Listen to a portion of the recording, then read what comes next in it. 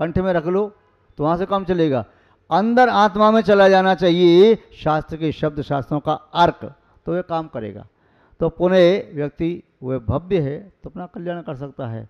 तो देव शास्त्र गुरु की वाणी सुन करके कोई भी भव्य आत्मा अपनी आत्मा को परमात्मा बना सकता है, और जो अभव्य है तो जो अभव्य है वह अपनी आत्मा को परमात्मा नहीं बना सकता, चाहे देव शास्त्र गुरु का साथ मिले तो और न मिले तो यहाँ पर बताया। फिर आचार्य महोदय ने बताया कि देखो धर्म कार्य करो, व्रतों में लगो, व्रत करने से स्वर्ग में जाना अच्छा है, अव्रती रह करके नरक में जाना अच्छा नहीं है। फिर कहा स्वर्ग में ऐसे सुख होते हैं कि भैया ऐसे सुख तो स्वर्ग में ही होते हैं और कहीं होते नहीं, इसलिए व्यक्तियों को पाप से बचाने की लोभ दे दिया कि स्वर्ग में चलो पहुँचो। फिर कहा व्यक्ति अभी तुम मोह के जाल में पड़े हो, तुम्हारा मोह से ज्ञान ढका हुआ है, मोह निशम्पतम ज्ञानम। उसको कहा अब मोह को थोड़ा कम करते जाओ, कम करते जाओ, कम करते जाओ, थोड़ा सा निर्मोही बनो ये संसार में स्वार्थ के नाते, ये बताया। फिर बताया आगे वपुर्गृहम धर्मधारा, ये शरीर स्त्री आदि सब आपके से भिन्न है, आपके नहीं है, किंतु मूर्ख प्राणी उन्हें अपनी आत्मस्वरूप मानता है, विवेकी जन उसे पर रूप मानता है। इसके आगे फिर और कहा राग द्वेष दुई दीर्घ कि ये राग द्वेष की रस्सी खींच रही हैं। फिर कहा पक्षी उदाहरण दिया, दिग्दृश्य वे खगाइत्य, पक्षी आते हैं बैठते हैं। फिर आगे उन्होंने कहा विपत्ति मात्मा ने रेंट का उदाहरण दिया, विपत्तियाँ जीवन से आती आ रही हैं। लगता है हाँ बिल्कुल आचार्य महाराज बिल्कुल हमारी जीवनी लिख रही है। फिर बाद में लिखा कि जैसे व्यक्ति जंगल में पेड़ पर चढ़ गया, आग लगी है, वो सोचता तो उस पर विपत्ति आई, वो मर गया, ऐसा हुआ, पर अपने आप को नहीं देखता। फिर कहा व्यक्ति लोभ में पड़ जाता है, ब्याज में पैसा दे दिया, जितना ज़्यादा समय हो जाएगा तो ज़्यादा ब्याज आएगी, पर ये नहीं देखता कि समय होते होते मेरी आयु तो नष्ट हो रही है। फिर आगे कहते आयुर्वेदिक शोध कर। फिर आगे कहा कि त्याग करना श्रेष्ठ है जो तुम्हारे पास है, जब शरीर का त्याग करो तब उसके पहले तुमने जो कमाई की है उस कमाई को दान में दे करके जाओ। पुत्र पुत्री को तो उतना ही दो जितना उसके भाग्य का है। यदि तुम एक पैसा भी न दोगे तब भी वह राजा बन सकता है, भाग्य होगा तो। और तुम राज भी दे करके जाओ, उसके भाग्य में राज का भोगना नहीं होगा तो उसे भी बर्बाद कर देगा, नष्ट कर देगा। तो इसलिए कहा कि अपना शरीर छोड़ो, उसके पहले तुम्हारे पास जो कुछ छोड़ करके जाओ, अपना उस पर स्वामित्व रख करके मत जाओ, अन्यथा तुम छोड़ के चले गए तो संपत्ति। देखो एक बात और है, जो कोई व्यक्ति मृत्यु को प्राप्त होने वाला व्यक्ति जीते जी अपने हाथ से चाहे बेटे को दे जाए, बेटी को दे जाए, धर्म को दे जाए, मंदिर को दे जाए, किसी को भी दे जाए, वह दे जाए तो ठीक है। यदि दे करके नहीं जाता है तो बेटे को वो संपत्ति लेना नहीं चाहिए। बोले यदि देना होता तो जीते जी दे के जाते, मृत्यु के बाद क्या लिया। जैसे आचार्य अपने पद को छोड़ करके जाते हैं, जीते जी छोड़ करके गए, फिर बाद में पंच लोग मिल करके यदि कोई आचार्य अपना पद छोड़ के नहीं गए तो फिर उनके पद को दूसरों दे देते, ये परंपरा ठीक नहीं। ऐसे ही गृहस्थों में जो गृहस्थ अपने आप दे करके नहीं गया वो निर्माल जैसा हो गया। तो बेटा कहे मुझे पिताजी ने दिया ही नहीं तो मुझे पिताजी का चाहिए भी नहीं, अपने भाग से करूँगा, उनका है, उनका धर्म में लगाओ, दान में लगाओ, कहीं भी लगाओ, क्योंकि उनका भाग उनके साथ, मेरा मेरे साथ। उनके भाग से कब तक खाऊंगा और उनकी संपत्ति को मैं भोग नहीं सकता, मेरे भाग्य का होगा, इसे मैं दे भी दूंगा तो मेरे भाग्य का मेरे पास फिर भी आ जाएगा। इस प्रकार की व्याख्या की।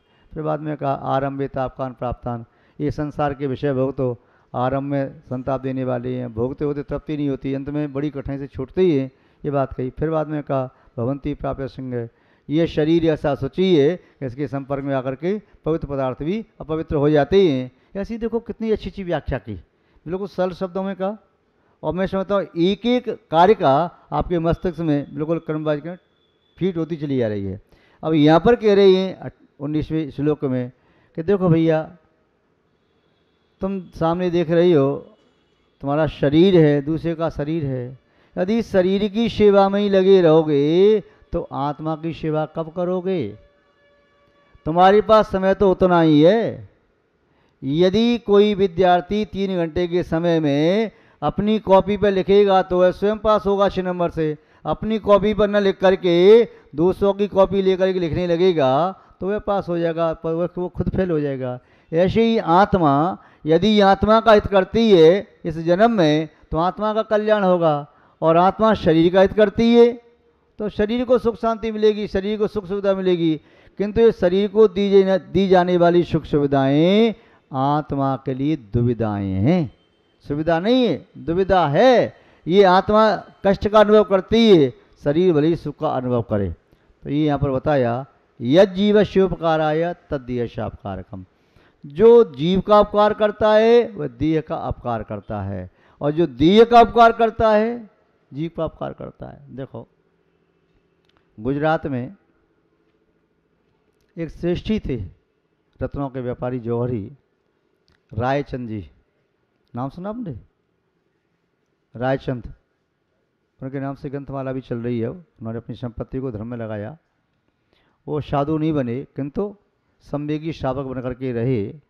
अल्प वस्त्र धारण करते थे और खाने पीने में कोई उनकी आसक्ति नहीं। जो कुछ आया अनुकूलता से एक बार भोजन किया, मस्त प्रसन्न चित्त हंसते मुस्कुराते रहते, बस तत्चित्र में लीन। कभी द्रव्य संग्रह की गाथा चिंतन कर रहे हैं, माँ मुझे महाराज जय माँ दुष्ट देशो। कभी माँ चिट्ठे माँ जम पर चिंतन कर रहे हैं, अकेले में बैठे कभी जंगल में। व्यापार का त्याग नहीं किया था। जो वायदा व्यापार है पहले भी चलता था कि दीपावली पर ये भाव कटे में मैं तो इस भाव में इतना वस्तु दे दूंगा, या तुम मुझे दे देना, चाहे भाव कम हो या ज़्यादा हो। वस्तु का फिर लेन देन कम होता था, जितना अंतर डिफरेंस होता था तो प्रॉफिट और लॉस ले लेते थे एक दूसरे। पहले व्यापार चलता था। तो केवल अनाज में ही नहीं, सब में चलता है। कोई लोई में भी करता है, कोई पीतल में, कोई चांदी में, सोने में, कोई रत्नों में, सब में चलता है। तो एक व्यक्ति व्यापारी था, उसे लगा कि अब मार्केट डाउन हो जाएगा, रत्नों का मार्केट डाउन हो चढ़ रहा है, अब कहाँ तक चढ़ेगा।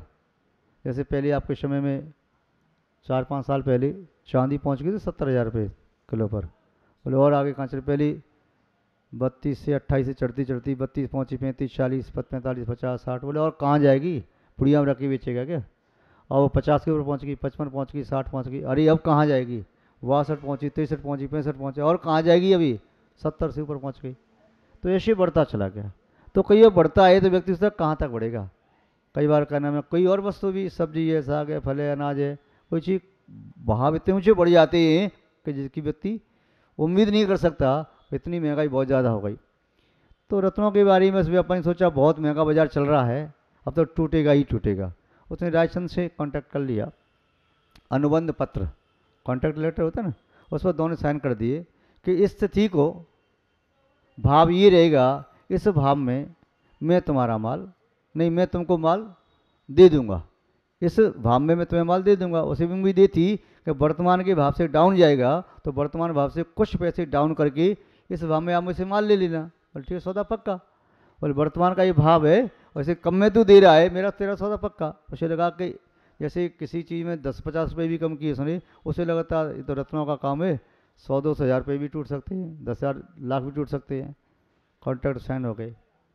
भाव बीच में मार्केट का कुछ घटा बढ़ा, नदी में जैसे लहर आती है ऐसे भाव भी लहरों की तरह से घटते बढ़ते गए। दीपावली के आसपास का समय आया, जब भाव कटने का समय था, तो उस समय देखा कि भाव ऊंचे बढ़ते जा रहे हैं, ऊंचे होते जा रहे हैं। राजचंद्र को चिंता हुई कि बेचारा व्यक्ति क्या सोच रहा होगा, इतने ऊंचे भाव हो गए। जैसे जब चांदी 28 थी तो सोचा 30-32 हो गई, और 40 तक पहुंच गई तो बहुत अच्छा, उसमें कोई सौदा कर ले, मैं 35 में तो ये दे दूंगा या 38 में दे दूंगा। और फिर वो भाव हो जाए 40, 45, 50, 55, 60 और 70 तक पहुंच जाए, तो व्यक्ति कहाँ से देगा। व्यक्ति देखो, हर व्यक्ति कोई काम करता है अपने बाल बच्चों को पालने के लिए, 2 पैसे कमाने के लिए करता है, चाहे मजदूरी करता है, चाहे दुकान चलाता है, व्यापार करता है, फैक्ट्री लगाता है, चाहे गोदाम पर बेच रहा है। भाभी ये 2 पैसे कमाए, बाल बच्चों को पाले। उसने भी कॉन्टैक्ट इसी उम्मीद से किया मेरा भाग के साथ दे जाएगा। तो देखो वायदा व्यापार सरकारी मानती वैलिड है, किंतु उसने अब कर तो लिया, किंतु भाव बढ़ता चला गया। अब तो बेचारे का मुश्किल हो गया, घर से निकलना मुश्किल, क्या करे, श्रम के मारे जाए नहीं। कॉन्ट्रैक्ट का टाइम भी आ गया और समय निकल गया 1-2 दिन। रायचंद को मालूम चला कि किसी व्यक्ति से कांटेक्ट किया है, उसके और भी कांटेक्ट थे, तो जैसा भी नफा नुकसान चल रहा था। संतोषी प्राणी रायचंद, उसने सोचा कि इसको तो व्यक्ति को बहुत घाटा लगेगा, बहुत घाटा लगेगा, यानी वह अपनी समस्त दुकान मकान संपत्ति बेच करके भी इस घाटे की पूर्ति नहीं कर सकता। रायचंद्र स्वयं उसके घर गए, उसके परिवार के बाल बच्चे, जो पत्नी, वह सब लोगों को मालूम था कि हमें बहुत घाटा लग रहा है। उसके घर में कहा होगा पत्नी से, सब सहमे सहमे से। पत्नी कहती है अब क्या करें? वो कहते चिंता न कर, जो कुछ होगा से देखते हैं, भगवान से प्रार्थना करते हैं, किंतु मैं बेईमान तो नहीं बनूंगा। जैसे रायचंद आए तो खड़ा हुआ, हाथ जोड़ के कहता है आइए विराज, आप यहाँ तक आए, मुझे बड़ा कष्ट हुआ, मुझे आपके पास जाना चाहिए था, किंतु व्यापार में घाटा इतना ज़्यादा है कि मैं अभी आपकी पूर्ति नहीं कर सकता, अभी अपना सब कुछ बेच के भी पूर्ति नहीं कर सकता, किंतु आप मेरा विश्वास करें, मैं आपका एक एक पाई पाई चुकाऊंगा। यदि शरीर में प्राण नहीं रहे तभी मैं आपका चुकाऊंगा, मेरा विश्वास करो। आज मैं अपना सब कुछ बेच करके चौराहे पर खड़े हो जाऊं, बाल बच्चों को खड़ा कर दूं, अपना शरीर भी बेच दूं, तभी मैं आपके व्यापार की पूर्ति नहीं कर सकता, किंतु मैं वचन का पक्का हूँ, मैं अपनी पूर्ति करूँगा, आप चिंता ना करें। राजचंद्र ने कहा क्या बात कह रही तुम, कहीं की बात करें? बोले ये कॉन्टैक्ट हुआ था। बोले कौन सा कॉन्टैक्ट? बोले हमारा आपका कॉन्टैक्ट हुआ था। बोले कौन सा कॉन्टैक्ट? बोले कागज रखा है, आप भूल गए क्या? बोले बताओ सी कौन सा कॉन्टैक्ट? कागज लेकर के आया व्यापारी। बोले लिखा था हमने इस भाव में आपको रत्न देने के लिए कहा था। कागज लिया, आज ने पढ़ा और कागज लेकर के रायचंद ने उसके टुकड़े टुकड़े कर दिए। कहा रायचंद दूध पीता है, खून नहीं पीता। मुझे मालूम है ये अचानक ही तेरे दुर्भाग्य से इतना घाटा लग गया, दूध पीता है। तुझे उम्मीद थी यदि भाव बढ़ेंगे तो 100-200 बढ़ सकते, घटेंगे 100-200 घट सकते, उतना तू मुनाफा और लॉस सहन करने में समर्थ था। ये सहन का समर्थ नहीं है। मैं किसी का खून नहीं पीता, मुझे मेरे भाग से बहुत मिला है, हमारा तुम्हारा कोई कॉन्टैक्ट नहीं है। इस कागज ने तुम सब प्राणियों को दुखी कर दिया, सबके प्राण कंठ में आगे सुख करके। नहीं, तुम्हें न अपना शरीर बेचने की आवश्यकता है, न अपनी किडनी बेचने की आवश्यकता है, न अपनी आंख बेचने की आवश्यकता है, तुम्हें कुछ बेचने की आवश्यकता नहीं, न मकान दुकान बेचने की आवश्यकता। ये बच्चे तेरे हैं, ये बच्चे मेरे भी हैं, और तू और हम कोई अलग नहीं, दोनों भाई भाई हैं, और कोई कॉन्टैक्ट नहीं है, हमारा तुम्हारा कोई कॉन्टैक्ट नहीं। कागज को फाड़ दिया। महानुभाव वे रायचंद स्वामी गुजरात में, उनकी बड़ी मान्यता है। श्वेतांबर महानुभाव उनका बहुत सम्मान, बड़े आदर करते। दिगंबर संप्रदाय में भी उनकी कोई अभिनय नहीं करता, सम्मान की भावना देश देखते हैं। एक दिन उनके पास कोई व्यक्ति मिलने के लिए आया, उनके जीर्ण शीर्ण शरीर को देखा और सामने शास्त्रों का ढेर लगा था, चौकी लगी 4-5 चौकी, इधर शास्त्र इधर शास्त्र, शास्त्र के पढ़ रहे, अध्ययन कर रहे मस्त अध्ययन में। कहा रायचंद जी क्या है, तुम इतने बड़े व्यापारी होकर, कितने बड़े धनी व्यक्ति होकर के कुछ खा भी नहीं सकते, कंजूस हो तुम, तो क्या बात है कि शरीर कितना सूख करके रह गया। आपने देखा होगा शरीर, रायचंद जी का शरीर तो लगभग बता दो उनका 20 किलो वजन था, 20-25 किलो वजन। और यदि 35-40 साल का व्यक्ति या 50 साल का व्यक्ति 20-25 किलो वजन हो तो बड़ा आश्चर्य होगा। बच्चों को होता है हड्डी हड्डी दिखती थी। पूछा क्या बात है? देखो भैया एक बात है, एक सेठ के पास 2 बगीचे थे। एक बगीचा तो उसके महल के अंदर था और दूसरा बगीचा महल के बाहर था, किंतु सेठ के यहाँ जो नल आते थे, घंटे भर नल आते थे, आधे घंटे का पानी तो उसे घर के काम के लिए चाहिए, आधा घंटे का पानी अलग एक्स्ट्रा आता था तो उस पानी को बगीचे में दे देता था। गर्मी का समय तो गर्मी के समय में दोनों बगीचे को पानी चाहिए। जब वह व्यक्ति बाहर वाले बगीचे को पानी देता, अंदर वाला बगीचा सूख जाता, और अंदर वाले बगीचे को पानी सींचता तो बार बार सूख जाता। अब उस सेठ को क्या करना चाहिए? बोली बाहर वाला बगीचा सूख रहा है, वो तो अंदर रहता है, तो अंदर वाले को हरा रखना चाहता है। यदि बाहर वाले को पानी दे दूसरों को दिखाने के लिए मेरा बगीचा हरा भरा है, तो अंदर वाला सूख जाएगा। तो वह सेठ अंदर वाले बगीचे को पानी देने लगा। वही काम मैं कर रहा हूँ, मेरे पास भी इतना ही समय है, उस समय को चाहे शरीर की सेवा में लगा दूँ, चाहे आत्मा की सेवा में लगा दूँ। जब मैं आत्मा की सेवा में समय लगा रहा हूँ तो शरीर का बगीचा सूख रहा है, और जो व्यक्ति शरीर के बगीचे की सेवा में लगा रही हैं उनका आत्मा का बगीचा सूख रहा है। तो महानुभाव यहाँ पर कहने का अभिप्राय यही है कि यह जीवस्य उपकाराय, यदि जीव का उपकार करते हैं तो शरीर का उपकार हो जाता है, और शरीर का उपकार करते हैं तो जीव का उपकार होता है। अब आप देख लो उपकार किसका करना है, किसकी भलाई करना है, किसका हित करना है। आप छठाला में पढ़ते ही आत्म को हित है सुख सो सुख आकुलता बिन कहिए, आकुलता शिव माहिनता ते शिवमग लाग्यो चाहिए। सम्यक दर्शन ज्ञान चरण मग मग शिव द्विविध विचारो, जो सत्यारथ रूप सो निश्चय कारण सो व्यवहारो। वहाँ जो कहा कि आत्मा का हित क्या है, आत्मा का हित है सुख प्राप्त करने में, निराकुल सुख प्राप्त करने में। वह निराकुल सुख सिद्धालय में ही है, सिद्धों को प्राप्त होता है। इसीलिए सिद्ध को प्राप्त करने के लिए शिव मार्ग में लग जाना चाहिए। और शिव मग क्या है, सम्यक दर्शन ज्ञान चरण सो शिव मग, वह शिव मग वही है। सम्यक दर्शन सम्यक ज्ञान समचात की एकता शिव मग मोक्ष मार्ग है। उसका विचार करो, चिंतन करो, धारण करो, और उसमें सत्यार्थ जो है रूप सो निश्चय, तीनों की एकता हुए निश्चय मोक्ष मार्ग है। और तीनों का अलग अलग कथन व्यवहार मोक्ष मार्ग है। तो यहाँ पर कहा कि धर्म में लगो, आत्मा का ख्याल करो। शरीर का ख्याल तो करते करते अनंत काल व्यतीत हो गया, अब आत्मा का ख्याल करने का समय है। और इस जीवन में भी शरीर का ख्याल करते करते बाल्य अवस्था निकल गई, किशोर अवस्था निकल गई, युवा अवस्था निकल गई, प्रौढ़ अवस्था निकल गई, अब वृद्ध अवस्था आ गई। इसके उपरांत कहीं और दूसरी अवस्था भी आनी है क्या?